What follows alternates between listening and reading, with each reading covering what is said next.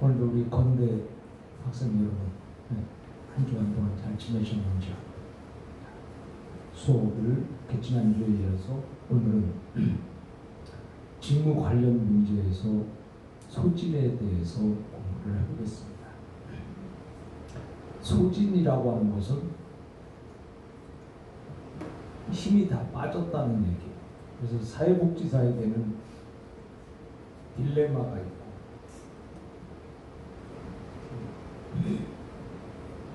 이 딜레마를 우리가 갈등이라고 합니다. 갈등이다. 자, 이 딜레마가 계속 이어지면 스트레스가 되죠.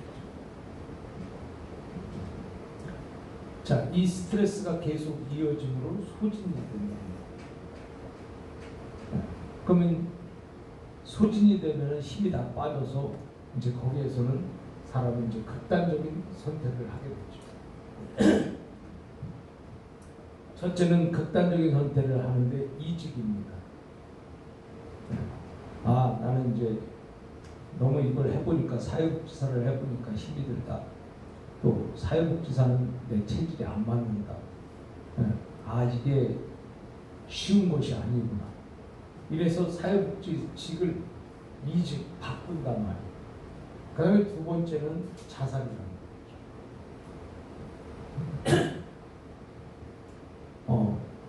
왜 사회복지사가 자살을 많이 하냐? 사회복지사가 이 윤리적 갈등의 문제로 인해서 자살을 많이 하게 되죠. 좀 이렇게 선한 마음으로 옆 사람을 또 주민을 이렇게 도와주다가 보면 또 거기에 생각지도 않은 윤리적인 어떤 갈등의 문제가 생기고, 또 그것으로 인해서 억압이 오고 또 스트레스가 계속 되어지므로 심지어는 자살까지 하게 되는 것입니다. 그래서 OECD 36개 나라 중에서 사회복지사 자살률이 대한민국이 제1위예요. 이것을 보면 우리가 여기까지 온 과정에서 지금 소진은 마지막 단계까지 온 거죠. 그래서 원래 이것이 이제 원 상태란 말이에요. 원래 상태에서 이렇게 딜레마가 생기고 스트레스로 인해서 소진이 생기고, 그러면 이 이직과 자살 이 사이에 이제 생기는 게 극단적인 입장에 가기 전에 생기는 게 바로 소진이다. 자, 우리는 이 소진에서 그냥 놔두면 둘 중에 하나를 선택하기 때문에 이 소진된 상태의 역량 강화라는 것을 이게 이제 임파워먼트란 말이에요. 임파워먼트를 집어넣어서 다시 이 사람이 이 극단적인 선택을 안 하고 소진해서 다시 원래 상태로 돌리는 이러한 그 과정을 우리가 역량 강화다 이렇게 말합니다. 자, 그러면 이제 소진의 개인적 요인과 조직 요인을 보겠어요. 왜 사회복지사가 근무를 하다가 일을 하다가 힘이 다 빠지게 되는 그 요인이 뭐냐 보면은요, 개인적 요인이 있고 조직적인 요인이 있어요. 자, 개인적 요인에는 빈약한 자존감이죠. 그러니까 자존감이 없으니까 이게 소진이 되는 거예요. 그러니까 여러분들이 이 자존감이라고 하는 것은 인생에서 굉장히 중요한 거예요. 자아 존중감. 자, 자존감이 생기기 위해서는 어떻게 해야 되냐?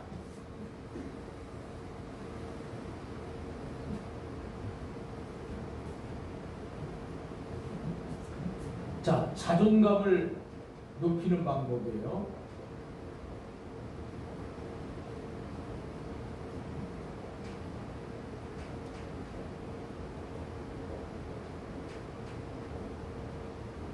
자, 여러분이 이 세상을 살아가는 동안에 이 자존감은 굉장히 중요한 것입니다. 그러면 이 자존감을 높이는 방법은 첫째, 우리가 의미를 갖는 거예요. 의미. 그러니까 내가 인생에서 내가 누구냐, 나에 대한 의미가 뭐냐. 내 삶의 의미가 뭐냐. 그래서 의미를 갖는 것이 이게 자존감을 높이는 것이다. 아, 내가 이렇게 살아서는 안 되지. 참 내가 앞으로 정말 사람다운 삶을 살아가겠다. 아니면 행복한 삶을 살아가겠다. 또 아니면 내 인생에 정말 보람 있는 그러한 삶을 살아가겠다. 아니면 더 나아가서 나는 성공적인 삶을 살아가겠다. 이게 의미예요. 자, 이렇게 의미를 가진 사람은 자존감이 높을 수밖에. 나는 행복한 삶을 살 건데, 또 성공적인 삶을 살 건데, 나는 보람 있는 삶을, 인생을 살아갈 건데. 자, 이렇게 해서 의미를 가져야 됩니다. 두 번째는요, 가치를 가져야 됩니다. 가치. 이 가치라고 하는 것은 말 그대로 내가 나에 대해서 값을 먹이는 거예요. 그래서 내 가치, 내 값어치가 얼마나 되냐. 그래서 나에 대해서 값을 조금 먹이면 나는 부족하고 모자라. 그래서 다른 사람에 비하면 나는 아무것도 아니야. 그런 사람은 자존감이 약할 수밖에 없는 거예요. 왜냐하면 자기 값이 싸잖아. 싸기 때문에 귀하지가 않은 거죠. 근데 자기 값을 아주 높이고 자기 값을 많이 먹어보세요. 나는 이 세상에 단 하나밖에 없는 사람이다. 나 같은 사람 만나보려면 진짜 1000명 중에 하나 있을까 말까다. 이렇게 자기에게 가치를 이렇게 넣어주면 이게 비싸지는 거예요. 근데 나는 쓸모도 없고 나는 여러 가지로 뭐 잘하는 게 없어. 이러면은 가치가 떨어지는 거고. 나는 1000명 중에 한 사람 있을까 말까 한다. 나는 뭐 성공적인 삶이고 내 인생은 내가 확실하게 내 보장돼 있고 나는 세상을 살아가는데 자신 있고 담대하다. 두려울 게 없다. 뭐 나도 뭐 있을 만큼 있고 갖출 만큼 갖췄다. 뭐 이렇게 되니까 자기 가치를 자기가 높이는 거예요. 그러면 자존감이 살아나잖아요. 내가 비싼데 내가 왜 자존감이 살아나면요 상처도 잘 안 받아요. 왜냐하면 사람들이 상처 주면 그래 너 뭐 그렇게 해 너는 원래 그러니까 그런데 자존감이 약해지니까 상처가 딱 왔을 때 그대로 그냥 그 상처 한 방에 절망하고 좌절하고 낙심하는 거잖아요. 그래서 자존감을 높이는 방법이 두 번째 가치를 갖는 거예요. 가치관.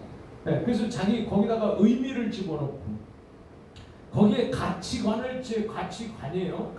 이 가치를 집어넣고 그 다음에 세 번째는 자존감을 높이는 방법 가운데 하나는요. 열정이 있어야 돼. 열정이 뭐예요? 무엇을 이루고자 하는 그 노력. 그 무엇을 하고자 하는 그 강인한 뜨거운 정신. 이게 이제 그 열정이잖아요. 자, 이 열정이 뭐냐면 자아실현을 하게 만들었거든요. 자아실현. 그래서 자존감을 높이는 이 세 가지 방법, 열정이 바로 자아실현을 가져온다. 그래서 내 꿈을 이룬다. 이거 열정이. 여러분 이 꿈을 이루는 것은 열정이에요. 열정. 그래서 열정이 있어서 그 꿈을 날마다 불태우고 그 꿈을 이루기 위해서 날마다 꿈을 확인하고 그 꿈을 이루기 위해서 날마다 꿈을 꾸고 꿈을 확인하고 또 그 꿈과 더불어서 그 날마다 꿈과 함께 생활하는 이런 열정, 이 열정이 결국은 자아실현을 가져오게 한다. 자, 그래서 오늘 이 강의를 듣는 여러분들은, 우리 건대 여러분들은 자존감을 높이는 방법 요거는 오늘 페이퍼에 반드시 써서 내시면 된다. 그래서 여러분들이 출석을 이렇게 하는 거로 하겠습니다. 자, 그래서 빈약한 자존감 때문에 소진이 오는 거예요. 자존감이 강한 사람은 소진도 잘 안 와요. 그래서 뭐 힘 빠질 일이 뭐 있어? 내 꿈이 곧 내 눈앞에 있는데. 자, 자존감이 강하니까 나는 이제 곧 내가 성공하게 되는데 이제 곧 내가 눈앞에 내 인생이 이제 펼쳐져 있는데 그러면 내가 여기서 죽겠어요? 뭐 여기서 약을 먹겠어요? 자살을 하겠어요? 그렇게 안 하잖아요. 자존감이 강하니까 이게 소진이 와도 끝까지 가면 다시 내가 뭐 일어나면 되는 거지. 이렇게 되는 거지. 내가 뭐가 부족한데 내가 다시 뭐 열심히 하면 되는 거지. 한번 실패한 거 가지고 뭐 그게 대단한 거냐? 실패는 인생의 성공의 어머니다. 막 이렇게 해가면서 자기를 위로해가면서 일어나게 할 수 있는 게 자존감이다 이거. 그러니까 오늘 여러분들은 자존감, 자아 존중감이에요. 이게 이제 확실하게 말하면 자신을 존중하는 마음, 이게 자존감이다 이거예요. 그러면 나를 존중하려면 봐요. 내가 중요한 사람이잖아. 저 사람은 의미가 있는 사람이야. 저 사람은 아무렇게나 인생을 사는 사람이 아니라 저 사람은 성공을 꿈꾸는 사람이구나. 의미가 있어. 저 사람 같은 사람 되려면 1000명 중에 하나 있을까 말까? 10,000명 중에 하나 있을까 말까? 값을 올려놨어 자기가. 그리고 저 사람은 열정이 있구나. 그래서 꿈을 이루는 사람이구나. 자, 그러면 자존감이 강하죠. 그러니까 목표가 분명하고 목적이 뚜렷한 사람은 자존감이 강한 거야. 근데 문제는 목표가 분명하지 않고 목표가 뚜렷하지 않으니까, 목적이 뚜렷하지 않으니까 자존감이 약해지는 거야. 그 빈약한 자존감이 소진을 가져오는 거야. 그러니까 사람은요, 이 열정 있고 막 힘 있는 사람한테 가서 물어봐. 그 사람은요, 언제 힘 빠질 일이 없어요. 근데 맨날 뭐 아무것도 안 하고 빈둥빈둥 노는 사람은 맨날 보면 힘 빠지고 이거 인생을 그렇게 오래 살아서 뭐하냐 막 이러고 그런다고요. 그래서 그러면 오래 살고 싶으면 빨리 지금 죽으면 될 거 아니냐. 그러니까 그게 마음대로 되냐 막 이렇게 막 얘기하고. 그러니까 빈약한 자존감 때문에 소진이 온다. 그래서 여러분들은 자존감을 높이는 삶을 살아야 된다는 거예요. 아시겠습니까? 그 다음에 두 번째는요, 수습 메커니즘의 부적응이야.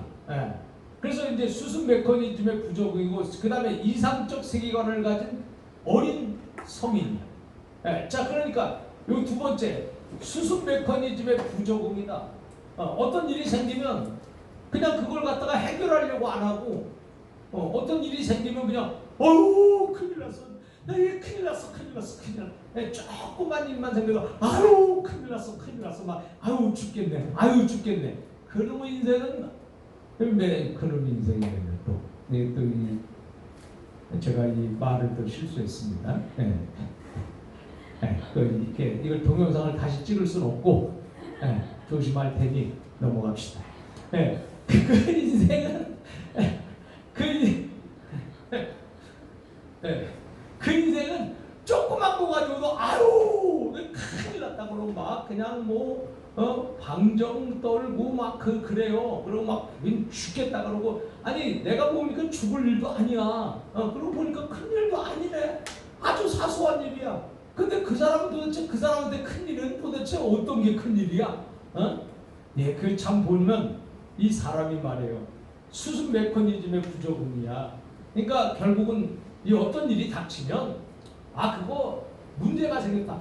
그 문제는 당연히 그거 풀라고 있는 거지. 문제에는 반드시 답이 있지. 그 문제 풀라고 있는 거니까 이리 갖고 와봐. 그리고 문제에 딱 접어들어서 그걸 풀려고 하면 풀리는데 문제가 생겼어. 큰일 나. 나 지금 문제가 너무 많아. 문제가 심각해. 이런 사람은 아무것도 할 수가 없다 이거죠. 그래서 그 다음에 세 번째, 이상적 세계관을 가진 어린 성인이야. 이 말은 이상적 세계관을 가진 어린 성인이다. 성인은 성인인데 어린 성인이야. 요걸 보면은 이 어른이 덜 됐다는 거 아니에요. 좀 뭔가 모자란다는 거야. 이상적 세계관은 좋다 이거야. 이상적으로 세계관을 갖고 얼마나 훌륭해. 근데 훌륭한데 그 이상에만 빠져가지고 그 이상에서 헤어나오지를 못하는 거예요. 그러니까 결국은 이 이상적 세계관 가진 어린 성인이다. 그 다음에 비현실적으로 높은 기대를 하는 거예요. 비현실적으로 높은 기대. 그러니까 현실과 현실에 맞는 것을, 가능한 것을 우리가 생각하고 이래야 되는데 전혀 불가능한 것을 막 이렇게 생각하니까 현실과 너무 동떨어져 버리는 거죠. 그래서 격이 너무 생기는 거예요. 그래서 사람이요, 목표도 처음부터 그냥 자기가 감당하지 못하는, 예를 들어서 나는 지금부터 하루에 6시간을 공부한다. 그래. 그 6시간 공부하려면 죽어납니다. 6시간 공부하려고 그래봐. 하루는 하겠지, 이틀은 하겠지, 작심하고 3일은 하겠지.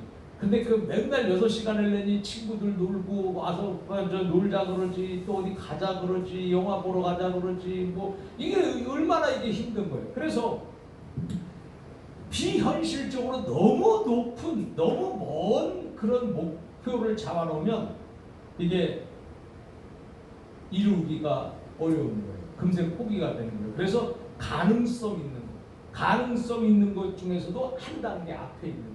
그렇게 잡아놓고 하나씩 또 그걸 이루면 더 큰 목표를 향해서, 또 그걸 이루면 더 큰 목표를 향해서 이렇게 계속 진취적으로 나가야 되는 그런 그 목표를 잡아야 되는데, 너무 비현실적으로 너무나 높은 기대는 바로 이 소진입니다. 왜냐하면 크게 꿈을 꾸는 건 좋은데 그 꿈을 이루려니 그거 보통 일이 아니요. 그러다 보니까 그건 생각과 너무 힘들어. 그래서 소진돼 버리는 거죠. 그 다음에 재정적 문제, 이 세상에서 21세기 경제화 시대에서 돈 있으면 다 해결되는데 돈이 없으니까 마음은 원이고 마음뿐이고 생각은 있는데 돈이 없으니까 실제적으로 못해. 그러면 그거 소진이 되는 거죠. 그러면서 왜 나는 인생에 이렇게 돈이 없나? 그러면서 절망하고. 자, 그래서 여러분하고 나하고 인생에 살면서 이 개인적인 요인이 이렇게 소진을 갖고 온다 이거예요. 특히나 이제 재정적인 문제에서 사람은 말이에요. 누구든지 태어날 때 가지고 태어난 거 아니잖아요. 빈손으로 태어났다 이거예요. 빈손으로 두 주먹을 불끈 쥐고 태어났는데 인생을 살면서 이 두 주먹을 불끈 끝까지 불끈 쥐고 이걸 갖다가 피면은 죽는 거거든. 태어날 때는 주먹을 쥐고 태어나요. 근데 피면 죽는 거야. 죽을 때 이래고 죽은 사람 봤어요? 죽을 때 주먹 쥐고 죽은 사람 있으면 나와보라 그래. 세계 인류 중에서 죽을 때 주먹 쥐고 죽은 사람 아직 한 명도 없어. 근데 나올 때는 손바닥 피고 나온 사람 있으면 나와보라 그래. 세계에서 아직까지 손바닥을 피고 태어난 사람은 한 명도 없어. 나오자마자 인간은 두 주먹을 불끈 쥐고 태어난다 이거야. 그리고 인생을 사는데 두 주먹을 불끈 쥐고 인생을 열심히 살다가 다 살았으면 손바닥을 피는 거야. 그걸 죽는 거야. 그러니까 인생이 뭐냐? 두 주먹을 피는 게 인생이다. 그 과정이 인생이요. 주먹 불끈 쥐었다가 마지막 피는 거. 한 번 주먹 쥐고 피는 게 인생이다.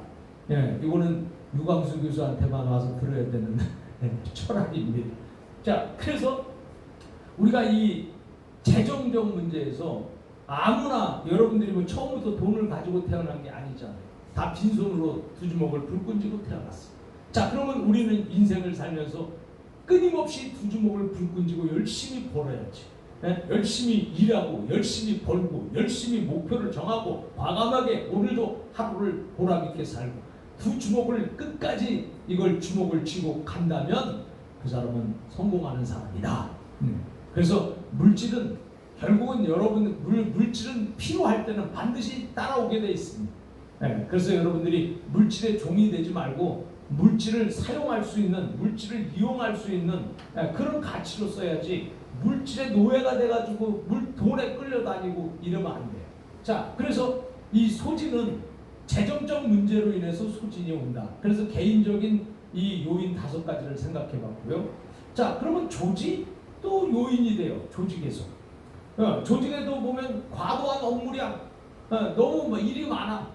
업무량이 너무 많아. 그러니까 사회복사가 막 지치고, 막 이렇게 힘들어지고. 그 다음에 동료와의 갈등, 동료와의 갈등이 생겨요. 동료와의 갈등이면 예를 들어서 동료가 윤리적으로 문제가 있어. 자, 근데 이것을 갖다가 동료에게 이야기를 해주고 또 아니면 저 기관장에게 내가 얘기를 해줘야 되는데 이거 동료기 때문에 내가 한번 얘기하면 쟤는 사회복지 인생 끝나는 것이고 우리 직장에서 영원히 떨어지는 것인데 제 인생을 내가 망가뜨리는 거 아니냐. 막 이렇게 갈등을 한단 말이에요. 이게 동료와의 갈등이에요. 그래서 이런 동료와의 갈등의 문제, 그 다음에 자원의 감소, 자원 조직적인 요인에서 자원의 감소. 예를 들어서 조직이 잘 나갔는데 어느 날 보니까 요즘에 보니까 이 자원의 감소가 굉장히 심각해. 코로나로 인해 가지고 코로나로 인해서 각 경기가 굉장히 불경기가 되다 보니까 자원이 점점 감소되잖아요. 그러니까 이것도 또 스트레스를 받고 힘 빠지는 일이다 이거. 가뜩이나 지금 잘 나가도 지금 헐까 말까인데 이 코로나로 인해서 계속 길어지고 있잖아. 이게 뭐 처음에는 뭐 3, 4월이면 끝난다. 그 다음에 한 5월 달쯤에 끝난다. 뭐 6월 달 상반기에 끝난다. 지금 뭐 상반기까지 지금 다 와 가는데 아직도 안 끝나는 거 아니에요. 네. 자, 그러니까 이런 것으로 인해서 자원이 감소될 때 바로 소진도 온다는 거예요. 네. 자원이 감소되니까 아무래도 받는 게 적잖아요. 네. 조직에서 자원이 풍성할 때는 그래도 조직에게 조직 구성원들에게 많은 혜택을 줬는데 이 조직도 어려워지니까 많은 혜택을 못 주잖아요. 그러니까 자원이 감소되기 때문에 또 스트레스를 받고 그게 소진되는 거예요.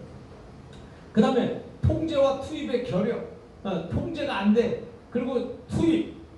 이 투입을 해야 뭔가 이게 투자를 해야 어떤 거기에서 반사적으로 이익이 생기는 건데 사람은 이 사업에 투자가 없는 사업은 아무것도 아니에요. 인생도 마찬가지예요. 인생도 사업으로 볼 때에 인생에서 여러분이 투자하지 않고 그냥 그 인생만 겨우 밥만 먹고 살아가려면요 인생이 힘들어지는 거예요. 발전이 없는 거예요.